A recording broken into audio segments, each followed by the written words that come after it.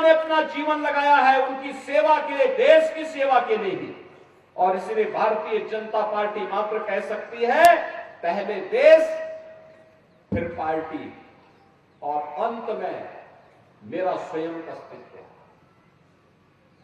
कोई भारतीय जनता पार्टी का कार्यकर्ता यह नहीं कह सकता है कि पहले मैं और फिर देश, कभी नहीं कहता। पहले देश फिर पार्टी और फिर स्वयं का अस्तित्व, यह भारतीय जनता। लेकिन कांग्रेस के लिए पहले उनका स्वयं का स्वार्थ महत्वपूर्ण हो जाता है। देश हित से आपने देखा होगा जब भी देश में संकट आता है दोनों भाई बहन देश छोड़ करके चले जाते हैं। आपने बताओ दोनों भाई बहन को कभी देश के अंदर, देश के किसी संकट में देखा है क्या? कोरोना कालखंड में कहीं सेवा करते हुए देखा है क्या? कहीं किसी महत्वपूर्ण राष्ट्रीय मुद्दे पर कभी देश के साथ खड़े होते हुए देखा है क्या? भाइयों बहनों, विगत चुनाव में यहां पर कोई चूक जरूर हुई होगी। कांग्रेस का प्रत्याशी जीता, परिणाम क्या रहा? वे 10 वर्षों से विधायक रहते हुए कभी सक्रिय नहीं रहे और अंततः क्या हुआ आप सोचिए तो ठाकुर जयराम जी के नेतृत्व में सरकार बन गई और प्रोफेसर राम कुमार जी सक्रिय रहे तो विकास की योजनाओं को लेके आते रहे, यहां लोगों की हित में काम करते रहे। हारने के बाद भी विधानसभा क्षेत्र में सक्रिय रह करके जनता जनार्दन की सेवा करते रहे, विकास की योजनाओं को लेके आते रहे। जल जीवन मिशन में हर घर नल की योजना लागू करने की का रहा हो, आयुष्मान भारत योजना में, या यहां पर राज्य सरकार के द्वारा हिम केयर के रूप में चलाई जाने वाली 5 लाख रुपए की आयुष्मान भारत की योजना को हर पीड़ित परिवार तक पहुंचाने का कार्य रहा हो, कोरोना कालखंड में सेवा का रहा हो, या बल्क ड्रग पार्क की स्थापना करने के लिए अपने स्तर पर किए जाने वाले प्रयास का, हर एक स्तर पर सक्रिय रहकर के उन्होंने काम किया और उनके कार्य आज यहां पर बोल भी रहे हैं, आपका उत्साह बोल भी रहा है। और इसीलिए जब मुझे ये बताया गया, यद्यपि मेरा कल कार्यक्रम था हिमाचल में, लेकिन मुझे कहा गया कि नहीं एक दिन और समय आप दे देते तो मैं वाराणसी से सीधे यहां आया है। मैं वाराणसी में था, कल वाराणसी में मैं था। आज वाराणसी में देव दीपावली है। काशी दुनिया की सबसे प्राचीन नगरी है और भाइयों बहनों काशी अविनाशी है, भगवान शिव के डमरू में विराजमान है और काशी के बारे में हर व्यक्ति जानता है कि काशी का अपना महत्व है। विदेशी आक्रांताओं ने भले ही काशी में भगवान विश्वनाथ मंदिर को पवित्र किया हो, लेकिन महाराजा रणजीत सिंह ने जाकर के भगवान विश्वनाथ मंदिर को स्वर्ण मंडित कराने का काम किया था। यह है भारत की परंपरा। प्रधानमंत्री मोदी जी ने गुरु गोविंद सिंह जी महाराज के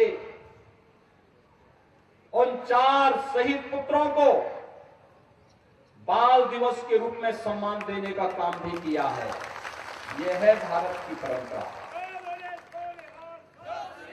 और इसलिए भाइयों बहनों, मैं आप सबसे कहने के लिए आया हूं, जब मुझे कहा गया कि नहीं आज यहां पे आना मेरा आवश्यक है, मैंने कभी मुझे अच्छा लगेगा मैं प्रोफेसर राम कुमार जी के लिए जनता जनार्दन से अपील कर पाऊं। और मेरी आप सबसे अपील है भाइयों बहनों, न कांग्रेस देश को सम्मान बढ़ा सकती है, न देश की सीमाओं की सुरक्षा कर सकती है, न देश की आंतरिक सुरक्षा को सुदृढ़ बनाए रख सकती है, न विकास के ही कार्यक्रमों को आगे बढ़ा सकती है, न गरीब कल्याणकारी योजनाओं को ही आगे बढ़ा सकती है, और न सुख दुख में आपके सहभागी ही बन सकती है। तो कांग्रेस का हाथ माफियाओं के साथ है। तो भाइयों बहनों, मैं आप सबसे अपील करूंगा कि कांग्रेस का साथ आप कतई मत दीजिए। कांग्रेस का साथ देने का मतलब सुरक्षा के साथ खिलवाड़। कांग्रेस का साथ देने का मतलब विकास में बैरियर बनना।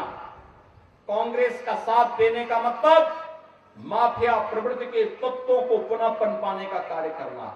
और मैं तो आप सबसे अपील करूंगा, ये माफिया इस समय बौखलाए हुए हैं। उत्तर प्रदेश देश की आबादी का सबसे बड़ा राज्य है और वहां पर हम लोगों ने जो कार्रवाई प्रारंभ की, सब भाग भाग करके ठिकाना ढूंढ रहे हैं।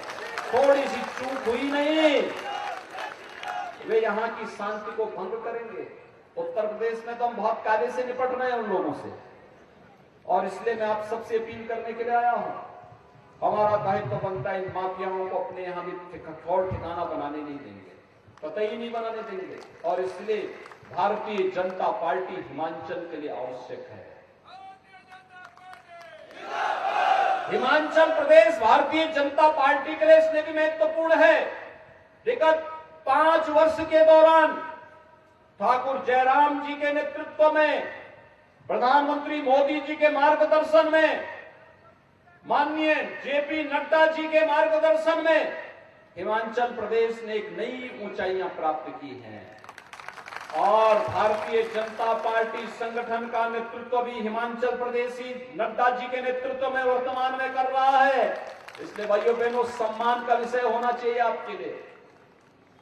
और यही नहीं, केंद्र सरकार के सबसे युवा चेहरा श्री अनुराग सिंह ठाकुर भी इसी प्रदेश के निवासी हैं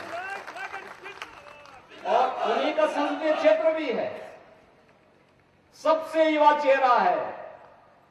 विकास और खेलों के प्रति, युवाओं के प्रति उनकी रुचि जग जाहिर है। और इसलिए मैं आप सबसे अपील करने के लिए आया हूं कि भाइयों बहनों, आप सबसे मेरी अपील है कि हिमाचल प्रदेश को देवभूमि के रूप में प्रतिष्ठित करने का जो अभियान है, इस अभियान की हम सब साक्षी बने और इस अभियान के साथ मिलकर के फिर से भारतीय जनता पार्टी नेतृत्व की सरकार मजबूती के साथ हिमाचल प्रदेश में गठित हो। इसके लिए प्रोफेसर राम कुमार जी को भारी बहुमत से विजयी बना करके आप यहां से चुनाव जिता करके भेजिए। 12 नवंबर को आप सहमत हैं? यद्यपि राम कुमार जी 5 साल सक्रिय रहे, लेकिन चुनाव नामांकन के बाद घर घर जाना कठिन होगा। आप सभी से अपील करूंगा कि राम कुमार बनकर के उनके प्रतिनिधि के रूप में घर घर से मतदान करने के लिए आप अपील करेंगे? सभी लोग सहमत हैं? तो मेरे साथ बोलेंगे, भारत माता की, भारत माता की, भारत माता की जय श्री राम, जय जय श्री राम।